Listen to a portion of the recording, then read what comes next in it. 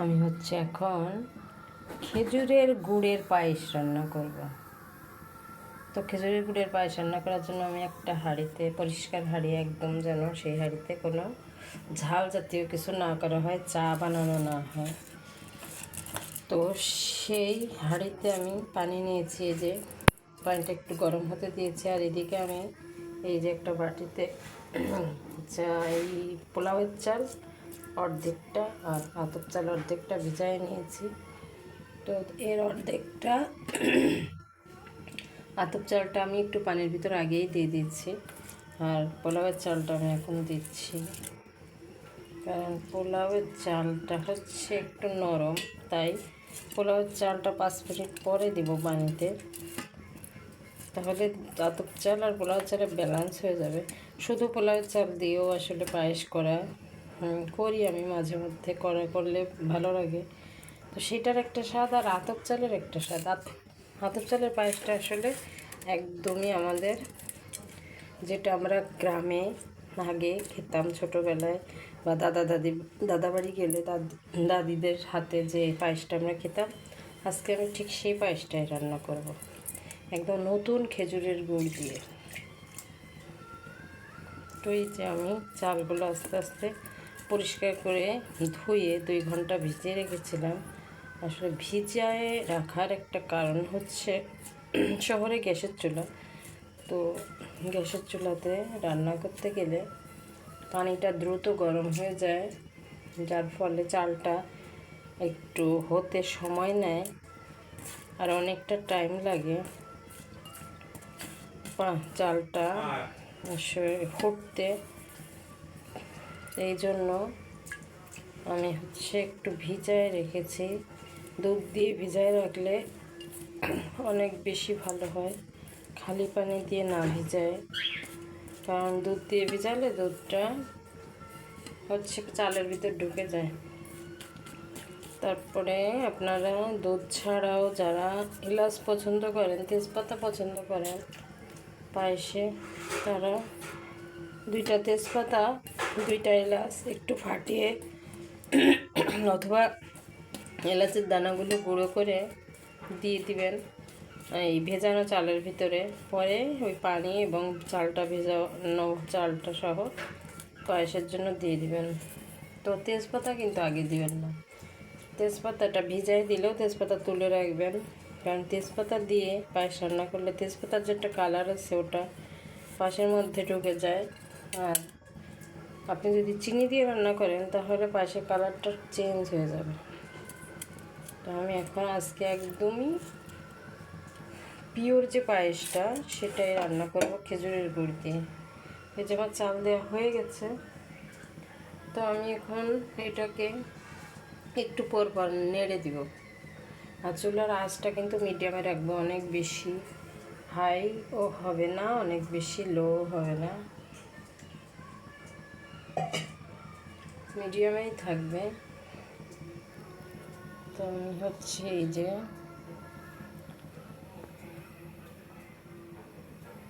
দিয়ে নিয়েছি।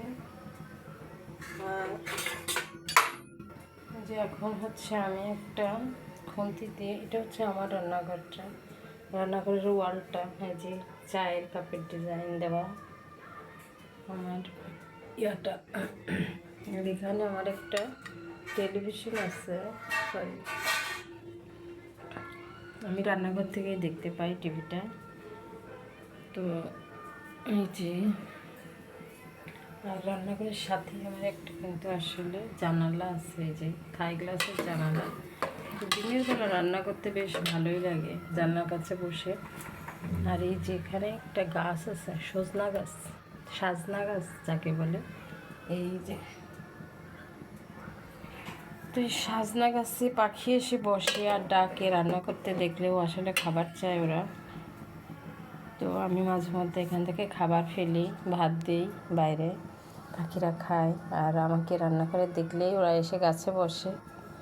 আর এখানে সামনে একটা পেঁপে গাছ আছে, গাছের ভেতরে এখন রাত, তাই দেখা যাবে না জানলার ওদিকেই।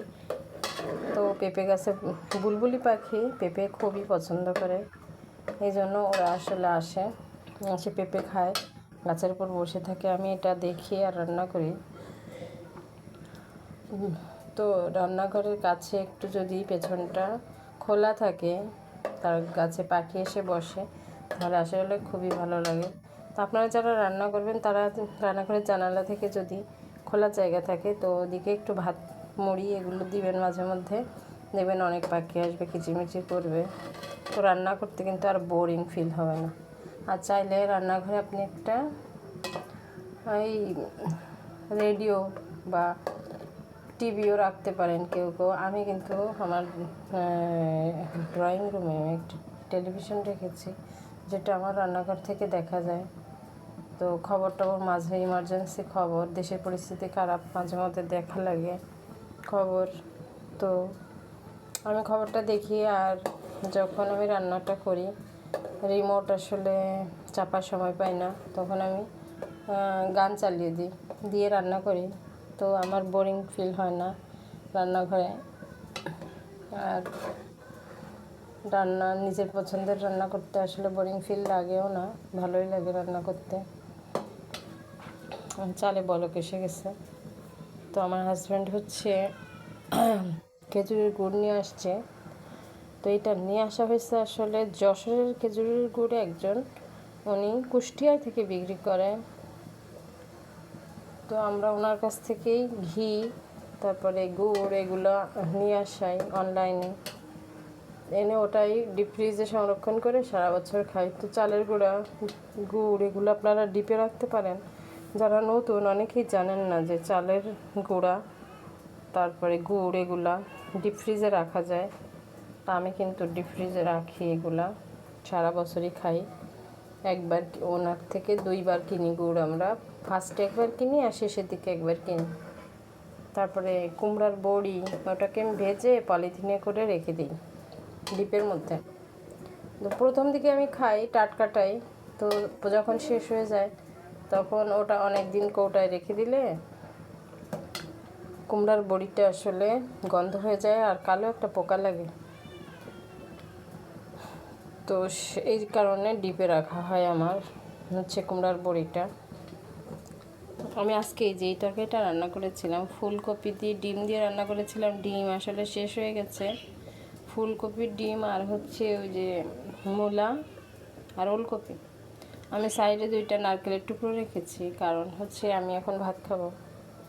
তো আমি নারকেল খুব পছন্দ করি, তো নারকেলটা আমি টুকরো টুকরো করে নেব আমার ভাতের সঙ্গে। তো আর একটা ডিম নিব, আজ তো ডিমগুলো শেষ হয়ে গেছে। তো ময়না পাখিও একটা ডিম খায়, ওর জন্য একটা এক্সট্রা দেই ডিম। তো আজকে অনেক দিন 6টা-7টা করে দেই ডিম, আজকে ডিম ছিল না বিকালে। তো আমি 4টে ডিম দিয়ে রান্না করেছিলাম, ডিমটা শেষ হয়ে গেছে। এই যেমন চালটা কিন্তু আসলে যেভাবে করে হচ্ছে। তো আপনারা যারা হচ্ছে পায়েস পছন্দ করেন তারা হচ্ছে খেজুরের গুড়ের পায়েস খেতে পারেন। যারা ডায়াবেটিস রোগী আছেন তারা চিনির পায়েসটা না খেয়ে গুড়ের পায়েসটা খেতে পারেন। আর অল্প পরিমাণে অবশ্যই খাবেন পায়েস। কম মিষ্টি দিয়ে আসলে পায়েস খেতে ভালো লাগে না, অনেকে আছে যে একদমই হালকা মিষ্টি দিয়ে পায়েস রান্না করে, এটা আমার কাছে আসলে ভালো লাগে না। প্রয়োজনে আমি 1 চামচ খাবো, কিন্তু মিষ্টি দিয়ে খাবো দুধ মিষ্টি এগুলো বেশি করে দিয়ে খাবো, দিয়ে রান্না করব, প্রয়োজনে কম খাবো, কিন্তু ওটাকে আমি বেশি পরিমাণে জিনিসগুলো দিয়ে খাবো, এটাই। আর এই পায়েসটা কিন্তু আবার শুধু লবণ দিয়েও রান্না করা যায়।